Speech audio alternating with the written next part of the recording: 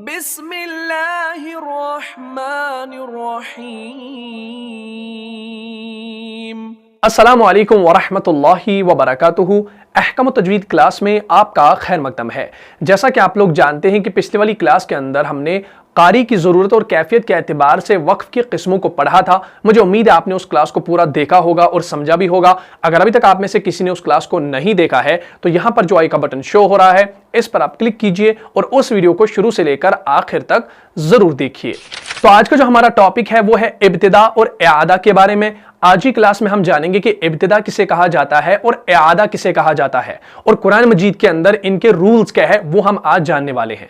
देखिए, आप में से बहुत सारे लोग जब भी कुरान मजीद की तिलावत करते होंगे तो कहीं ना कहीं आप स्टॉप करते होंगे, यानी कहीं ना कहीं आप वक्फ करते होंगे, चाहे आयत का निशान देखकर, चाहे वक्फ की अलामतों को देखकर यानी वक्फ के सिंबल्स को देखकर। और कुछ लोग ऐसी जगह वक्फ करते होंगे जहां ना आयत का निशान है और ना ही वक्फ की कोई अलामतें हैं यानी वक्फ की कोई सिंबल्स है। तो उस सूरत में हमने क्या वहां पर इब्तिदा करना है या इआदा करना है, यह चीज मैं आपको सिखाने वाला हूं। क्लास जो है बिल्कुल आसान होने वाली है, बिल्कुल मुख्तसर होने वाली है। इस वीडियो को शुरू से लेकर आखिर तक जरूर देखिएगा और सवाब की नीयत से वीडियो को ज्यादा से ज्यादा शेयर कीजिएगा। तो सबसे पहले हम यहां पर जो है इब्तिदा को जानेंगे कि इब्तिदा किसे कहा जाता है। देखिए, इब्तिदा का जो लुग़वी माना है वो है शुरू करना, शुरुआत करना, शुरू करना, शुरुआत करना। तो सबसे पहले हम यहां पर यह जानेंगे कि इसका तजवीद के अंदर क्या दखल है, यानी इसका इस्तिलाही माना क्या है। इसका इस्तिलाही माना है कि मौकूफ अलैह से आगे पढ़ने को इब्तिदा कहा जाता है। मौकूफ अलैह से आगे पढ़ने को इब्तिदा कहा जाता है। तो अब यहां पर हम जानेंगे कि मौकूफ अलैह किसे कहा जाता है। मौकूफ अलैह कहते हैं जिस हरफ पर वक्फ किया जाए उसे मौकूफ अलैह कहा जाता है। जिस हरफ पर वक्फ किया जाए उसे मौकूफ अलैह कहा जाता है। जैसे मैं आपको मिसाल दूं कुरान मजीद के अंदर, बिस्मिल्लाहिर्रहमानिर्रहीम, अल्हम्दुलिल्लाहि रब्बिल आलमीन। तो आलमीन के नून पर आप रुके, तो इस नून पर आप रुके तो इसे हम कहेंगे मौकूफ अलैह, यानी जिस हरफ पर आपने वक्फ किया उसे कहते हैं मौकूफ अलैह। क्लियर हो गया? यहां तक समझ में आ गया? तो क्या कहा मैंने कि इब्तिदा का जो इस्तिलाही माना है वो ये है कि मौकूफ अलैह से आगे पढ़ने को इब्तिदा कहा जाता है। अब यहां पर यह जान लीजिए कि इब्तिदा कुरान मजीद के अंदर कब करना है। देखिए, जब भी आप कुरान मजीद के अंदर ऐसी जगह वक्फ करेंगे जहां पर गोल आयत का निशान होगा या वक्फ की कोई अलामत होगी यानी वक्फ का कोई सिंबल होगा, तो आप वहां पर क्या करेंगे, आप वहां पर स्टॉप करेंगे, आप वहां पर रुकेंगे। तो वहां पर रुकने के बाद जब आप शुरुआत करेंगे तो आप आगे से शुरुआत करेंगे, उसी को हम इब्तिदा कहते हैं। जैसे मैं आपको मिसाल दूं, बिस्मिल्लाहिर्रहमानिर्रहीम, अल्हम्दुलिल्लाहि रब्बिल आलमीन। तो आलमीन पर आप रुके, क्यों? क्योंकि आलमीन के बाद गोल आयत का निशान आ रहा है। तो जब आप यहां पर रुके, अब आपने शुरुआत करनी है तो आप कहां से करेंगे? अर्रहमानिर्रहीम। तो अर्रहमान से आप इब्तिदा करेंगे, इसी को हम इब्तिदा कहते हैं। क्लियर हो गया? या कहीं पर जो है वक्फ की अलामत आ गई, जैसे खतमल्लाहु अला कुलूबिहिम व अला समइहिम। समइहिम, समइहिम के बाद पौ का निशान है जिसे हम वक्फ मुतलक कहते हैं। वहां पर भी हम पॉज करते हैं, वहां पर भी हम रुकते हैं। अब आपने शुरुआत करनी है तो कहां से करेंगे? आगे से। व अला अबसारिहिम गिशावतुन व लहुम अज़ाबुन अज़ीम। तो आपने कहां से शुरुआत की? व अला अबसारिहिम से। क्यों? क्योंकि यहां से पीछे जो है वहां पर वक्फ का सिंबल आ रहा था, तो आपने आगे से शुरुआत की, आगे से इब्तिदा की, इसी को हम इब्तिदा कहते हैं। क्लियर हो गया? समझ में आ गया इब्तिदा किसे कहा जाता है? अब हम चलते हैं इआदा की जानिब। इआदा किसे कहा जाता है ये हम जानेंगे। इआदा का जो लुग़वी माना है वो है लौटाना या दोहराना। लौटाना या दोहराना। अब हम जानेंगे कि इसका इस्तिलाही माना क्या है। इसका इस्तिलाही माना है कि मौकूफ अलैह को या उससे पहले वाले कलमे को लौटाना या दोहराना, उसे हम इआदा कहते हैं। मौकूफ अलैह को या उससे पहले वाले कलमे को लौटाना, उसे क्या कहा जाता है? उसे इआदा कहा जाता है। अब सिंपली आप यहां पर याद रखो कि कुरान मजीद के अंदर इआदा कैसे किया जाएगा। देखिए, जब भी आप कुरान मजीद के अंदर ऐसी जगह वक्फ करोगे जहां ना गोल आयत का निशान हो और ना ही वक्फ की कोई अलामत हो, यानी वक्फ का कोई सिंबल ना हो, वहां पर आप वहां पर रुकेंगे। चाहे आप अपने इरादे से रुकेंगे या सांस टूटने की वजह से रुकेंगे। अमूमन क्या होता है कि हर कोई जो है वो एक सांस के अंदर पूरी आयत को नहीं पढ़ पाता, वो कहीं ना कहीं जो है वक्फ कर लेता है, कहीं ना कहीं स्टॉप कर लेता है। अब उस सूरत में अगर वहां पर ना आयत का निशान हो और ना ही वक्फ की कोई अलामत हो, तो उस सूरत में आपने क्या करना है, उस सूरत में आपने इआदा करना है, यानी आपने पिछले वाले कलमे को दोहराकर फिर से आगे जो है मुकम्मल इस आयत को करना है। जैसे मैं आपको मिसाल दूं, इन्नल्लज़ीना कफ़रू सवाउन अलैहिम अअंज़रतहुम पर आप रुके, हालांकि अअंज़रतहुम के बाद कोई वक्फ का सिंबल है ही नहीं, ना ही आयत का निशान है, तो यहां पर क्या हो सकता है, यहां पर सांस टूट सकता है, यही तो वजह हो सकती है। तो जब आप यहां पर रुकेंगे फिर आपने आगे तो मुकम्मल करना इस आयत को, तो आप क्या करेंगे, आप फिर पिछले वाले कलमे को फिर से दोहराकर पढ़ेंगे, इसी को इआदा कहा जाता है। आप कैसे पढ़ेंगे, अअंज़रतहुम अम लम तुंज़िरहुम ला युमिनून।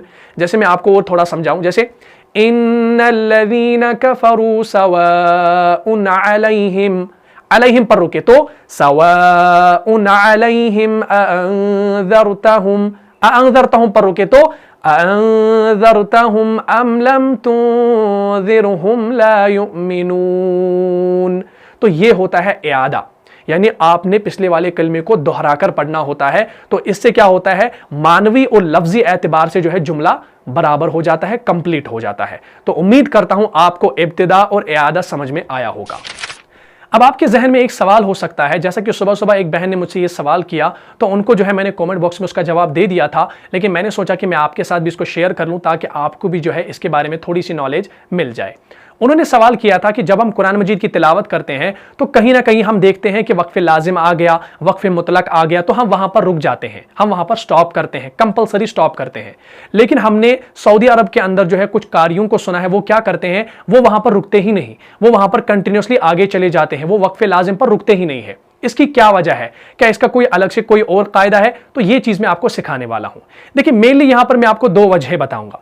सबसे पहली जो वजह है वो ये है कि वक्फ का जो ताल्लुक होता है वो मानवी और लफ्जी दोनों एतबार से होता है। अब आप बताएंगे ये क्या चीज है, ये मैं इंशाल्लाह किसी और क्लास में आपको डिटेल से समझाने वाला हूं। अगर हमने इस क्लास के साथ इसको जोड़ा तो ये क्लास बहुत लंबी हो जाएगी, तो इंशाल्लाह किसी और वीडियो में आपको मैं ये अच्छे से समझाने वाला हूं। तो पहली वजह क्या है, वक्फ का जो ताल्लुक होता है वो मानवी और लफ्जी दोनों एतबार से होता है। और दूसरी जो वजह है वो है मुसहफ के अंदर डिफरेंस।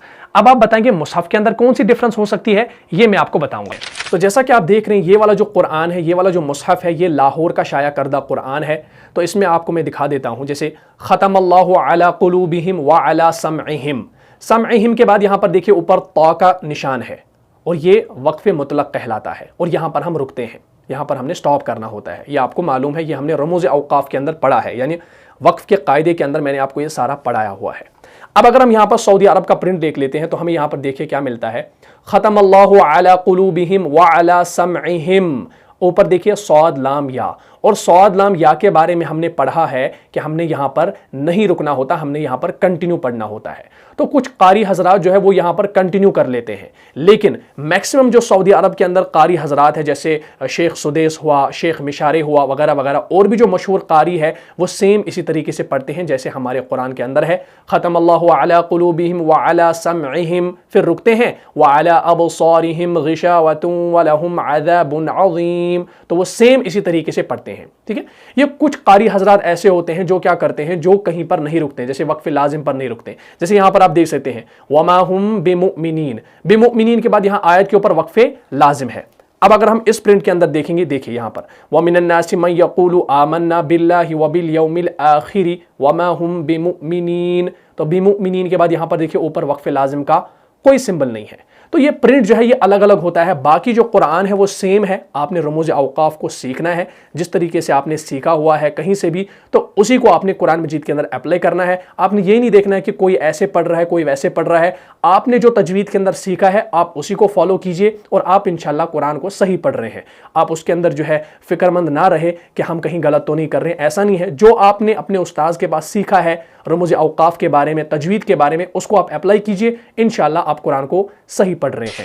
तो मुझे उम्मीद है आपको इब्तिदा और इआदा का कायदा जो है अच्छे से समझ में आया होगा, और जो मैंने एक्सेप्शन के तौर पर यहाँ पर मुसहफ के रिलेटेड आपको जो नॉलेज दी है वो भी आपको समझ में आई होगी। अगर आपको इस क्लास से फायदा हुआ है तो अभी से इस वीडियो को लाइक कर दीजिए और अपने दीनी भाइयों और बहनों में इसको लाजमन शेयर कर दीजिए। और एक और गुजारिश यहाँ पर करना चाहता हूँ, हमारे एक रफीक है उमर रशीद के नाम से, उनका जो चैनल है उसका लिंक आपको डिस्क्रिप्शन में मिल जाएगा। उस चैनल को अभी जाके जो है चेकआउट कर लीजिए और उस चैनल को लाजमन सब्सक्राइब कर दीजिए।